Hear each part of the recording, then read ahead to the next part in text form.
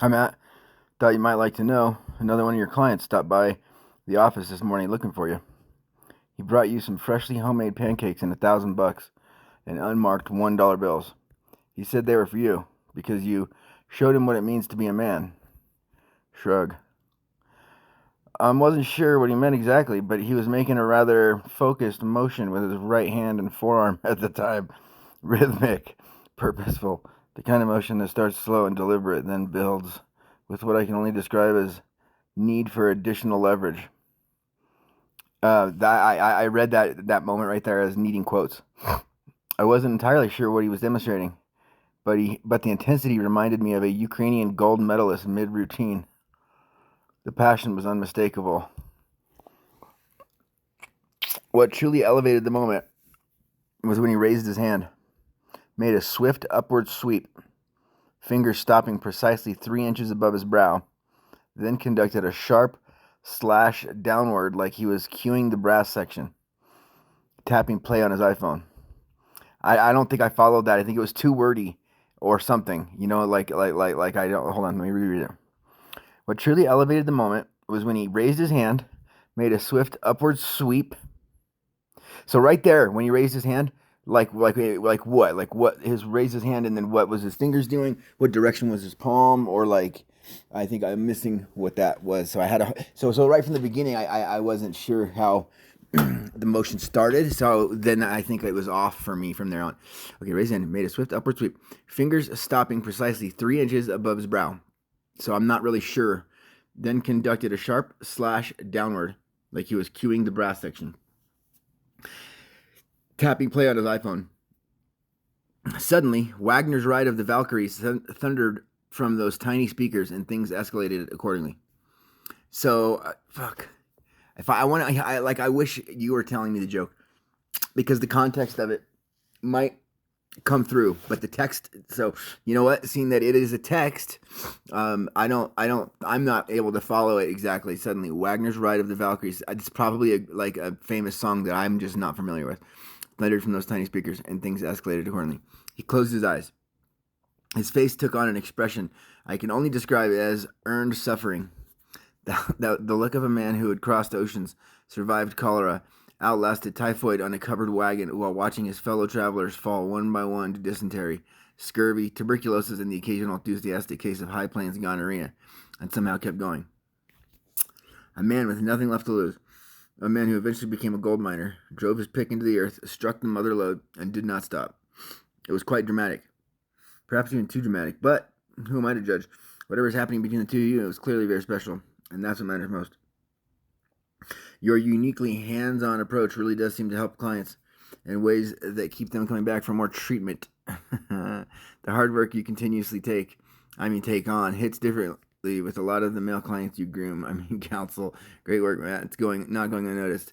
No, so I like the very initial, um, setup, the very initial acknowledgement, recognition of what the hand motions. That's what got me. Then the descriptions were too wordy for me, and I think there wasn't a payoff for any of those mid sections as I read it. Right, I didn't get any payoff out of them. Um, the way I'm reading it, if I'm being very critical, the way I'm reading it is a sort of descriptive for the sake of just basically being extra descriptive about the things, but not necessarily comedic. You know what I mean? Because now there's not really punchlines in those sections, and it's like I'm gonna go through. I'm actually going through it again.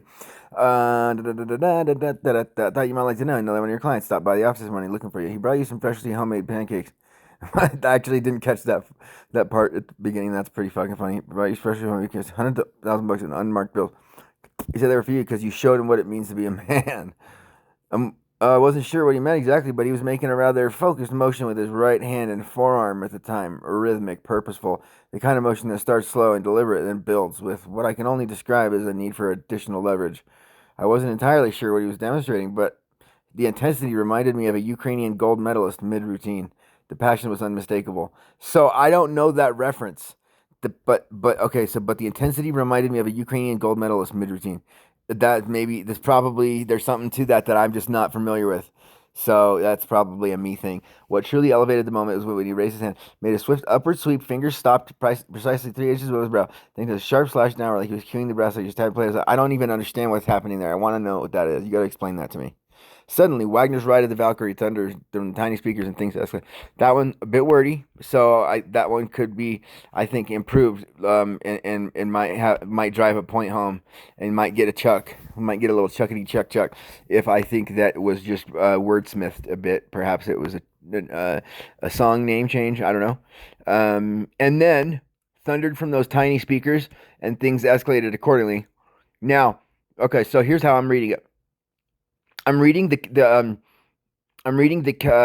personality of the narrator as being like an intellect, like, or a you know verbose narrator, etc. And then and so some of the words, like conjunctions, are like, you know what I mean, back to back to back to back. Some of the words that are like less comedic, more descriptive, more academic, less funny is how I'm reading it.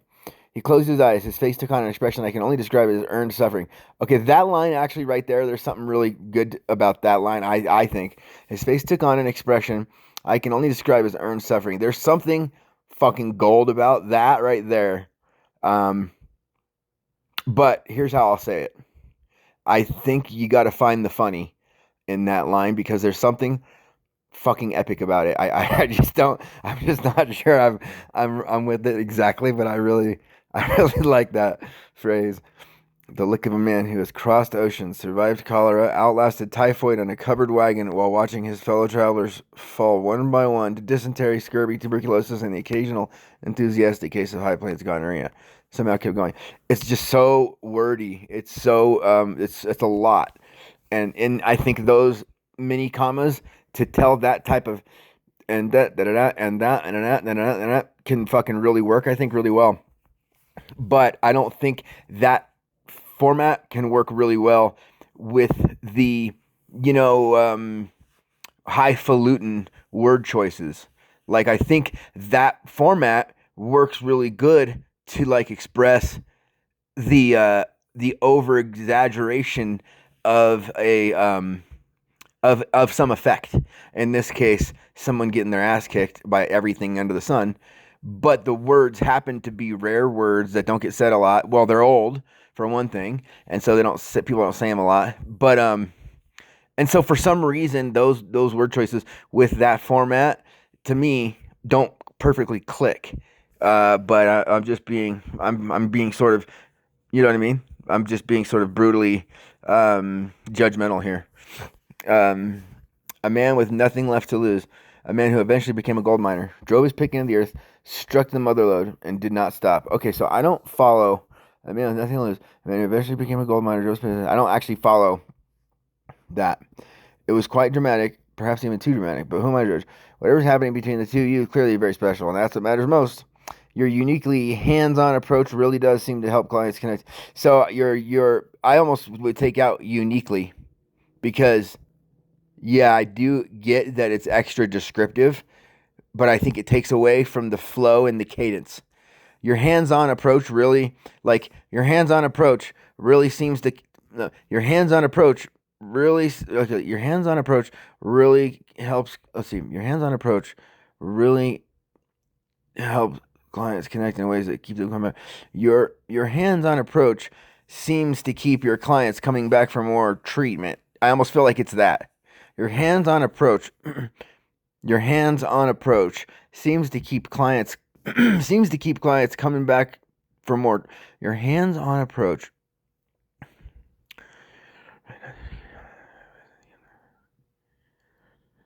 I think I said the one that maybe works. But there's something in there that's good, and I guess that almost to me is a little bit sort of reminiscent of the my read on the energy of it just being too wordy, too verbose.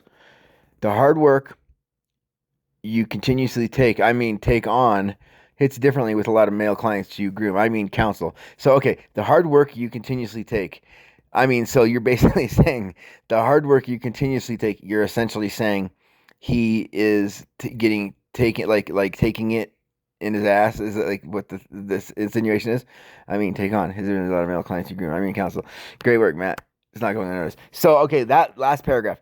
That okay. So here's my question: is the vibe of the supervisor, the narrator, or whatever, is the vibe of that in that paragraph to Matt makes me feel as though the counselor knows and is not meaning to slip up, but then what? Just accepting it and moving forward anyways, like like Freudian slips, or maybe like insinuate, like letting Matt know that he knows, but also he's still gonna just kind of look the other way and give him the raise or give him the congrats. You know what I mean? No, there's some funny shit in there, bro. And I think if it was tightened up a little bit, and like, I think there's probably a bunch of shit that can just be cut, just be removed if you wanted it to be like super flowy and punchier, and have that cadence, that would just goes. Um, Anyways, that's my read, broski, dusky, McDiddly, Belnowski. I love doing creative shit like this too. I'm gonna have to probably upload this to YouTube because it's fucking 12 minutes.